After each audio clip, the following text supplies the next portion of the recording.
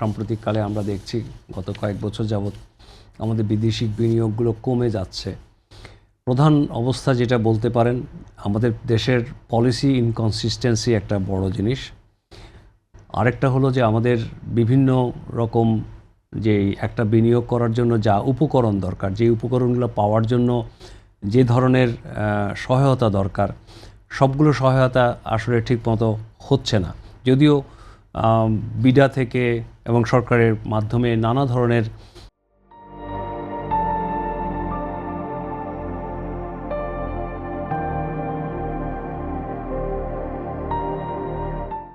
উদ্যোগের কথা বলা হচ্ছে, তারা চেষ্টা করছে, কিন্তু একজন বিনিয়োগকারী যখন এক দেশে বিনিয়োগ করবে একটা ইকোনমিতে, সে তো তার কম্পিটিটিভ অ্যাডভান্টেজগুলো দেখবে।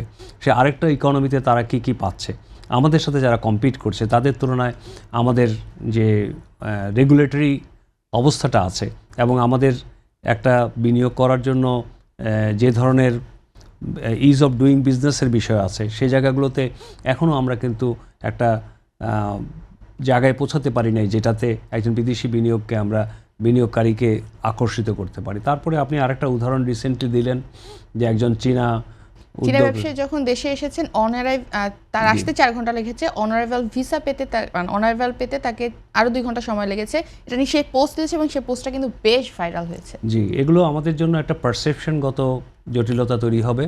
কারণ একজন বিনিয়োগকারী বা একজন নতুন উদ্যোক্তা যখন বাংলাদেশে আসে, অথবা যারা এখন অলরেডি বিজনেস রান করছে, তাদের কমেন্টটাই কিন্তু অন্য উদ্যোক্তাদের উৎসাহিত করে বা নিরুৎসাহিত করে।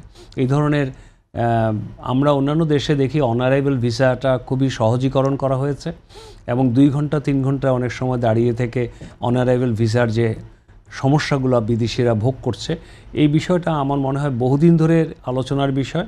এটা এখনও কেন ঠিক হচ্ছে না, এটা আসলে আমাদের কাছেও একটা প্রশ্ন রাখে। কেন ঠিক হচ্ছে না, কি মনে হয় আপনার কাছে?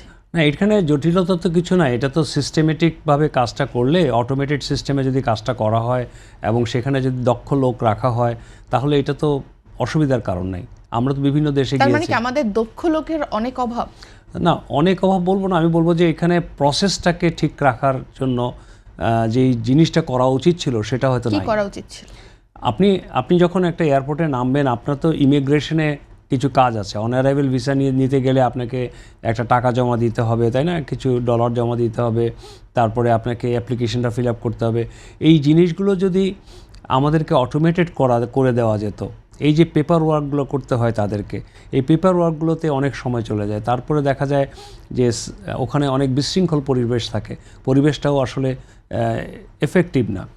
তো এইটাকে সহজ করাটা খুব কঠিন কাজ না। এবং অন্যান্য দেশে আছে যে অনেক আপনার বুথ বসিয়ে দেওয়া আছে, ওরা এসে নিজেরাই ফিল আপ করে ফেলে এবং সেই ডাটাটা চলে যায় ডেস্ক তখন তার প্রসেস করে দেয়। তো এইটা উদ্যোগটা হচ্ছে যে আমরা কত এফেক্টিভলি প্রসেসটাকে ঠিক করতে পারছি। এই যে ডাটার জন্য যে বুথ করা বা আপনি যে সিস্টেমের কথা বলেন, এগুলো করতে ঠিক কতটুকু সময় লাগতে পারে? খুব বেশি সময় লাগে না, খুব বেশি অর্থেরও প্রয়োজন নাই, কিন্তু এটা উদ্যোগের প্রয়োজন। শুধু উদ্যোগেরই অভাব বলে আপনি মনে করেন? আমি মনে করি এটা উদ্যোগ এবং এটাকে গুরুত্ব সহকারে দেখা দরকার আছে। এবং first impression is the best impression. যে একটা ইনভেস্টর যখন দেশে আসে, তখন তার যে ইমপ্রেশনটা তৈরি হয় সেটা কিন্তু খুবই গুরুত্বপূর্ণ। আমরা সেই জায়গাটাতে খেয়াল রাখা উচিত। আপনি দেখেন এখন কোনো উদ্যোক্তা কিন্তু বা নতুন বিনিয়োগকারীরা কিন্তু বাংলাদেশে এখনও কোনো বিনিয়োগের চেষ্টা করছে না। অনেকেই লেটার অফ ইন্টেন্ট দিয়েছে বা কাজ করবে কথা দিচ্ছে, কিন্তু সত্যিকার অর্থে ইনভেস্টমেন্টটা আসছে না। সেটার একটা কারণ হচ্ছে দেশে একটা গণতান্ত্রিক সরকার যদি আসে, তাহলে সেখানে আস্থা পাবে long term predictability. So predictability আরেকটা ইম্পর্টেন্ট জিনিস, যে আমরা প্রেডিক্ট করতে পারছি কিনা। কারণ যে কোনো বিনিয়োগকারী ব্যবসায়ী তারা লং টার্ম অবস্থানটা দেখতে চায়, যে লং টার্মে এদেশে আমার ব্যবসা কতখানি সিকিউরড হবে, আমি কিভাবে রেগুলেটরি রিফর্ম কীরকম আছে, তারপরে আপনার যেগুলো আমি বলছিলাম যে আনপ্রেডিক্টেবল, দেখা যায় পলিসি লেভেলে অনেক কিছু আনপ্রেডিক্টেবল হয়, সাডেন হয়। সো এগুলোর প্রয়োজন। আরেকটা হলো যে সামগ্রিকভাবে ইনভেস্টরদের জন্য যে ইকোসিস্টেমটা তৈরি করা দরকার, সেখানে অনেক চেষ্টা হচ্ছে, আমরা দেখছি বিডা এবং অন্যান্য মিনিস্ট্রি চেষ্টা করছে, কিন্তু সেখানেও এখনও পিছিয়ে আছি আমরা। আমাদের মধ্যে এই যে ব্যুরোক্রেটিক জটিলতা, এই জটিলতাও কিন্তু ইনভেস্টরদেরকে অনেক সময় অনেক ভোগান্তি সহ্য করতে হয়।